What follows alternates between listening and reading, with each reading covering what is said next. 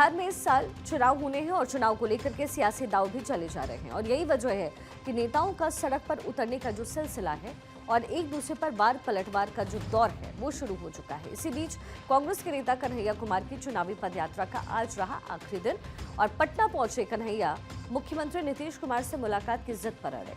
नतीजा ये हुआ कि पुलिस को लाठीचार्ज और वाटर कैनन का इस्तेमाल कर प्रदर्शन को काबू करना पड़ा।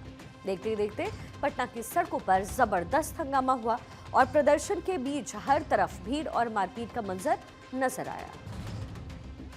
कन्हैया कुमार प्रोटेस्ट के साथ बोरिंग रोड चौराहे तक पहुंचने की कोशिश कर रहे थे, लेकिन राजापुर पुल के पास उनको रोक दिया गया और फिलहाल उन्होंने अपनी गिरफ्तारी दी है अपने समर्थकों के साथ। वो इस वज्र वाहन में उनको गिरफ्तार करके पुलिस लेकर जा रही है। सीधे तौर पे आप देखिए कन्हैया आपको दिख रहे होंगे तस्वीरों में किस तरीके से कन्हैया जो है वो उन पे वाटर कैनन का पहले इस्तेमाल किया गया, उन लोगों को रोका गया क्योंकि ये लोग सीएम हाउस घेराव करने की तैयारी में थे और लगातार ये बात कर रहे थे कि बिहार में पलायन नहीं रुक रहा है, नौकरियां नहीं है, बेरोजगारी का आलम है और इस तरह के कई सवाल सरकार के खिलाफ लगा रहे थे। हालांकि बिहार सरकार की तरफ से ये कहा जा रहा था कि 35 लाख नौकरियां नीतीश कुमार ने अपने शासनकाल में दी है, जिसको कि ये लोग आईवास बता रहे थे। और सीधे तौर पे आज जिस तरीके का विरोध प्रदर्शन था, पलायन रोको नौकरी दो यात्रा का आज समापन होना था और पटना में आज सीएम हाउस का घेराव भी होना था।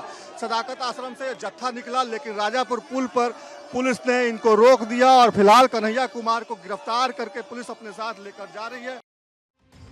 अब इस दौरान पटना की सड़कों पर सीएम आवास के घेराव के बीच जबरदस्त सियासी हंगामा दिखा। हालात बिगड़ते देख पुलिस ने कांग्रेस नेता कन्हैया कुमार समेत कई बड़े नेताओं को हिरासत में लिया। इससे पहले पार्टी कार्यकर्ताओं पर जमकर लाठियां भी भांजी गई। दरअसल बिहार में पलायन और बेरोजगारी के खिलाफ एनएसयूआई पदयात्रा निकाल रही थी। इस पदयात्रा की अगुवाई कांग्रेस नेता कन्हैया कुमार करते नजर आए। कांग्रेस ने बिहार में पलायन रोकने और युवाओं को नौकरी देने का जो मुद्दा है वो बड़े जोर शोर से उठाया। इसके साथ ही नीतीश सरकार को घेरने के लिए पदयात्रा की शुरुआत 16 मार्च को पश्चिम चंपारण के भितरवा आश्रम से की गई। इसके बाद उनकी ये पदयात्रा बिहार के ज्यादातर जिलों से गुजरी और आज इसका पटना में समापन था, जहां कांग्रेस नेता कन्हैया कुमार के नेतृत्व में निकाली गई इस पदयात्रा में बड़ी संख्या में पार्टी के कार्यकर्ता शामिल हुए। पदयात्रा के दौरान कांग्रेस के कार्यकर्ता आज मुख्यमंत्री नीतीश कुमार के आवास का घेराव करने वाले थे, लेकिन जैसे ही कांग्रेस नेता सीएम आवास की तरफ बढ़े, डाक बंगला चौराहे पर पुलिस ने उन्हें आगे जाने से रोक दिया। पटना पुलिस ने जैसे ही इन लोगों को रोका तो कांग्रेस कार्यकर्ता वहां भड़क गए, जिसके बाद उनकी पुलिस से नोकझोंक शुरू हो गई और फिर देखते ही देखते कांग्रेस कार्यकर्ता बेकाबू होते चले गए। इसके बाद पुलिस ने उन्हें रोकने के लिए वाटर कैनन का इस्तेमाल किया। हालांकि पुलिस ने वाटर कैनन से पानी की बौछार कर प्रदर्शन कर रहे कांग्रेस नेताओं को तितर-बितर कर दिया। फिर पुलिस ने कांग्रेस नेता कन्हैया कुमार को हिरासत में भी ले लिया। इसके बाद बड़ी तादाद में कांग्रेस कार्यकर्ता डाक बंगला चौराहे पर सरकार के खिलाफ नारेबाजी करते रहे। दूसरी तरफ कन्हैया कुमार ने दावा किया है कि वो युवाओं की आवाज उठा रहे हैं, जबकि सरकार उनकी आवाज दबाने की कोशिश कर रही है। हम तो जो है सरकार से नौकरी मांग रहे हैं, सरकार को कह रहे हैं कि पलायन रोकिए। सरकार हमारी बात सुनी नहीं। जब तक सरकार हमारी बात नहीं सुनेगी, हम लोगों की बात को सुनते रहेंगे और सरकार को अपनी बात सुनाते रहेंगे। यह प्रक्रिया सतत जारी रहेगी। कन्हैया कुमार की इस यात्रा में इससे पहले राहुल गांधी भी शामिल हो चुके हैं। दरअसल बीती 7 अप्रैल को कांग्रेस सांसद राहुल गांधी बेगूसराय पहुंचे और यहां तकरीबन 25 मिनट तक राहुल गांधी कन्हैया कुमार की पदयात्रा में सम्मिलित हुए। वहीं आज पटना में यात्रा के आखिरी दिन कांग्रेस नेता सचिन पायलट भी पदयात्रा का हिस्सा बने। वहीं पदयात्रा में शामिल हुए सचिन पायलट भी बिहार में नीतीश कुमार की सरकार पर निशाना साधते हुए नजर आए। पलायन रोको नौकरी दो, ये कांग्रेस पार्टी का एक नारा है। उस नारे और यात्रा के माध्यम से प्रदेश की सरकार का हम ध्यान आकर्षित करना चाहते हैं।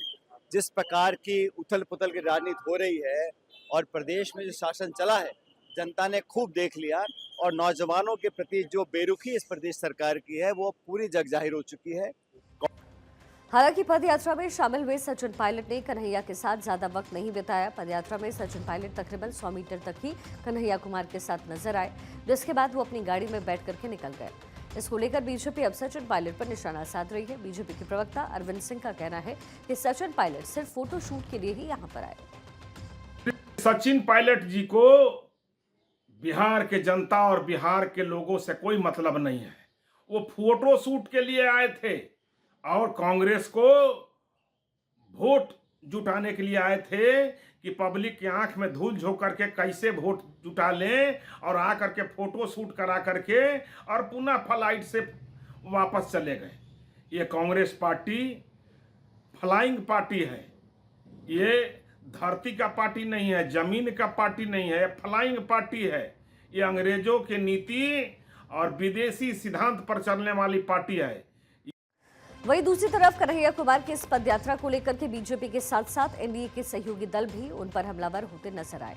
इसी बीच राष्ट्रीय लोक मोर्चा के अध्यक्ष उपेंद्र कुशवाहा ने भी कांग्रेस नेता कन्हैया कुमार की पदयात्रा को लेकर कांग्रेस पर निशाना साधा। उन्होंने दावा किया कि कांग्रेस चुनाव के मद्देनजर दिखावे की राजनीति करने के लिए हंगामे का सहारा ले रही है, क्योंकि बिहार में चुनाव नजदीक है। लिहाजा कांग्रेस की कोशिश जनता के बीच अपनी जगह बनाने के लिए दिखावा करने की है। ये सब दिखावा है इन लोगों का।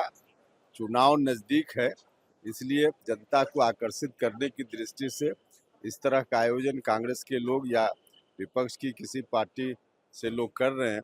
वरना जहां इनकी सरकार है वहां जो बेरोजगारी है उस समस्या पर तो उनका ध्यान ही नहीं, और दूसरी जगह आकर दिखावा करते हैं, नौटंकी करते हैं।